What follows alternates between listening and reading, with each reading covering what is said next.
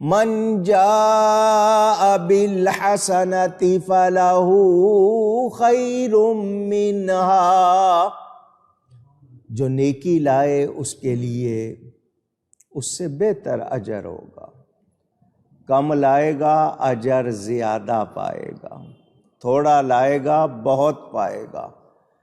وَمَنْ جَاءَ بِالسَّيِّئَةِ فَلَا يُجْزَى الَّذِينَ عَمِلُوا السَّيِّئَاتِ إِلَّا مَا كَانُوا يَعْمَلُونَ، اور جو کوئی بدی لے کے آئے گا، گناہ کیا ہوگا، تو اس کے لیے اس کو بڑھا کے نہیں، اتنا ہی جتنا اس نے کیا تھا، اتنا ہی بدلہ ملے گا جتنا اس نے۔ نیکی تھوڑی سی بھی لائے گا تو بہت دیں گے، برائی لائے گا تو اس کے برابر اس سے زیادہ نہیں۔ میرے دوستوں اور بزرگوں، ہم لوگ گھاٹے والا کوئی کام نہیں کرتے، نقصان ہوگا، خسارہ ہوگا، ہے گھاٹے کا کام نہ جی، میں ایسے ہی اچھا ہوں، میں گھاٹے والا نہیں کروں گا۔ تو یہ گناہ کا کام جو ہوتا ہے یہ گھاٹے والا ہے یا نفع والا ہے؟ اونچی گئی ہے، پھر کیوں کرتے ہیں؟ سمجھداری کہاں چلی جاتی ہے؟ سوچنا چاہیے۔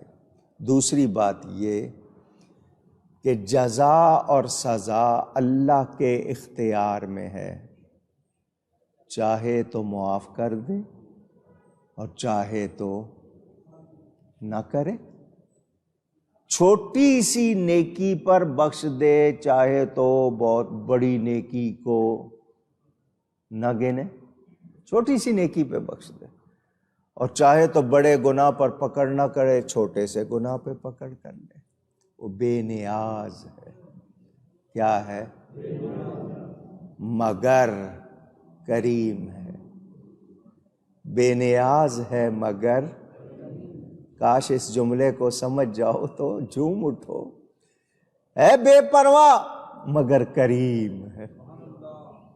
70 مائیں اتنا پیار نہیں کرتی جتنا وہ رب پیار کرتا ہے، تو بتائیے پھر اس پر ناز کرنا چاہیے یا نہیں؟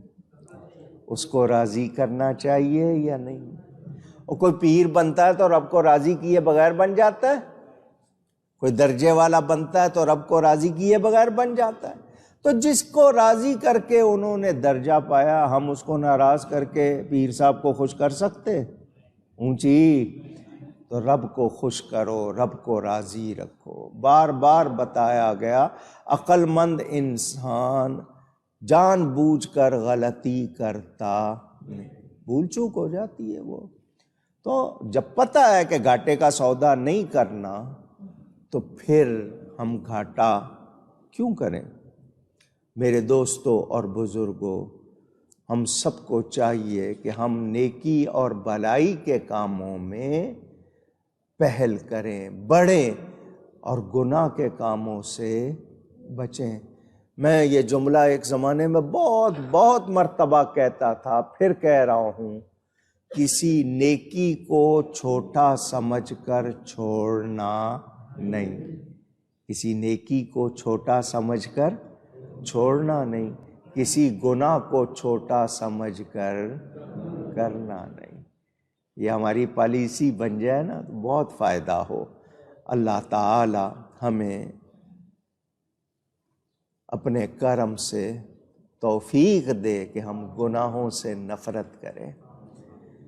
اس کے بعد یہ آیت پچھلے جمعے بھی آپ کو بتائی تھی، یہ آیت نمبر 85 اس کا اتنا حصہ آپ کو بتایا تھا، کہیں پڑھ لیں لکھ دیں تو وہاں مرنے سے پہلے ضرور جاتے ہیں۔ ان الذی فرض علیک القرآن لرادک الی معاد۔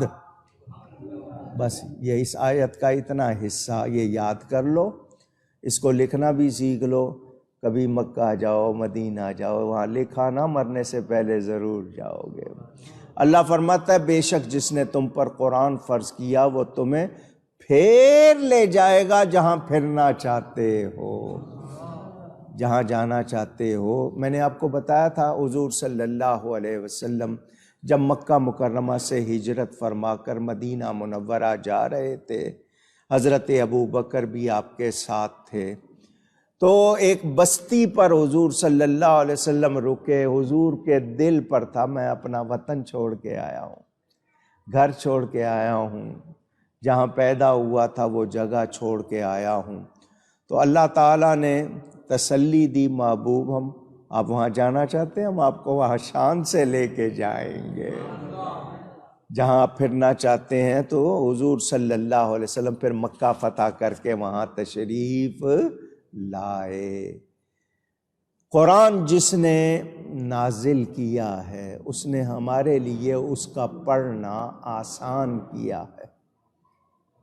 بچے بھی سیکھ لیتے ہیں، چھوٹے چھوٹے بچے یاد بھی کر لیتے ہیں زیر زبر کے ساتھ۔ یہ واحد کتاب ہے جس کو زیر زبر کے ساتھ بچے یاد کر لیتے ہیں، یہ قرآن کا اعجاز ہے۔ اسی ذات سے امید رکھو، وہی۔ اچھا ہم لوگ کہاں سے آئے، ہماری ابتدا کہاں سے ہوئی ہے؟ دیکھوں کس کا دماغ حاضر ہے۔ ہماری ابتدا کہاں سے ہوئی ہے؟ جنت سے۔ کہاں سے ہوئی ہے؟ اللہ لے جائے گا پھر جنت۔ وطن اصلی وہ یاد رہے گا نا، تو پھر وہاں کب؟ جب قرآن سے وابستہ ہو جائیں گے، صاحب قرآن کی محبت آ جائے گی، تو پھر اللہ ہمیں وہاں لے جائے گا۔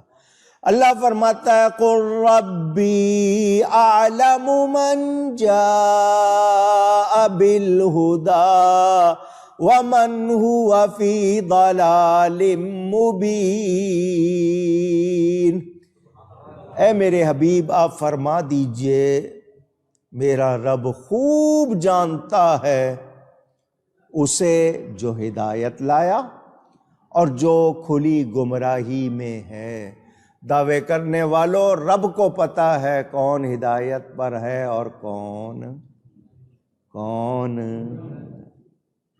نماز کی ہر رکعت میں پڑھتے ہو اہدنا الصراط المستقیم، اے اللہ ہمیں سیدھا راستہ چلا۔ کون سا راستہ؟ جو گورنمنٹ بتائے، وزیر بتائیں، امیر بتائیں، لیڈر بتائیں، نہیں، صراط الذین انعمت علیہم، ان لوگوں کا راستہ جن پر تو نے احسان کیا، انعام کیا، فضل کیا۔ تو ان لوگوں کے راستے پہ رہو گے تو ہدایت پر، ان سے ہٹو گے تو گمراہی پر۔ تو یہ اللہ خوب جانتا ہے۔ سارے دعویٰ کر رہے ہیں ہم صحیح ہیں، کل حزب بما لدیہم فرحون، جتنے بھی ہے نا گروپ، ٹولے، سب سمجھتے ہیں ہم صحیح ہیں۔ اللہ کو پتا ہے، اور اللہ نے اپنے حبیب کے ذریعے ہمیں سکھا دیا، ہم نے اس راستے کو چھوڑنا۔ وہ فاروق اعظم کا راستہ، وہ امام اعظم کا راستہ، وہ غوث اعظم کا راستہ، وہ چھوڑنا نہیں، اسی پہ رہنا ہے۔ تو جو گمراہی والا ہوگا بتائیے پھر اس کے لیے کوئی خیر ہوگی؟ اونچی۔ میرے دوستوں اور بزرگوں، اگر آخرت کا گھر پسند ہے، جنت جانا ہے، تو پھر کیا کرنا ہے؟ سمجھداری، پھر جان بوجھ کر نافرمانی نہیں کرنی ہے۔ میرے دوستوں اور بزرگوں، اپنے وطن سے پیار ہو۔ ہمارا اصلی وطن کیا ہے؟ ابھی بتایا تھا، پھر کہیے، یہ یاد کر لیں، وہ اصلی وطن ہے، وہاں جانا ہے۔ تو وہاں جانے کے لیے ہمیں طریقہ بتا دیا، اب ہمیں سوچنا ہے کہ ہم اس کے لیے کیا کریں، کس طرح کریں۔ اچھی صحبت میں رہا کرو۔ صحبت کا مطلب کن کے ساتھ اٹھتے بیٹھتے ہو، وہ کون ہونے چاہیے؟ زور سے کہیں۔ آپ تو بیوی کے ساتھ بیٹھتے تھے، اب آپ بیٹھتے ہو ٹی وی کے ساتھ، سوچتے جائیے گا. ٹی وی ہاتھ میں بھی آ گیا. پہلے سینما دیکھنے جانا پڑتا تھا، اب ہاتھ میں آپ کے جو چاہیں لگائیں دیکھیں. تو آپ اچھی صحبت میں ہیں یا بری میں، فیصلہ خود کریں. انسان اپنے ساتھیوں سے پہچانا جاتا ہے کہ ان کے ساتھ اٹھتا بیٹھتا ہے. آپ کی پہچان وہی ہو، ارے وہ جو فلانوں کے ساتھ بیٹھا ہوتا ہے. تو اگر غلط لوگوں کے ساتھ بیٹھے ہوں گے لوگ کہیں گے آپ بھی انہی میں سے ہیں، آپ بھی انہی. اچھوں کے ساتھ بیٹھیں گے تو پہچان فلانے اللہ والے کا ملنے والا ہے، بزرگوں کے پاس بیٹھا ہوتا ہے. اچھی بات ہے یا نہیں؟ سوچیں، غور کریں. اگر انسان کی باہر کوئی عزت نہ ہو، جہاں کوئی عزت نہ ہو وہاں جانے سے بچے. تہمت کی جگہ سے بچے. اتقوا مواضع تہم، جہاں آپ کا جانا لوگوں کو آپ کے بارے میں بدگمان کرے، برا خیال آئے آپ کے بارے میں، ان جگہوں پہ جانا نہیں چاہیے. مگر ہم پرواہ نہیں کرتے. سوچنا چاہیے. ہمیشہ کا ساتھ اللہ کا، ہمیشہ کا ساتھ. صدا نہ ماپے حسن جوانی، صدا نہیں صحبت یاراں.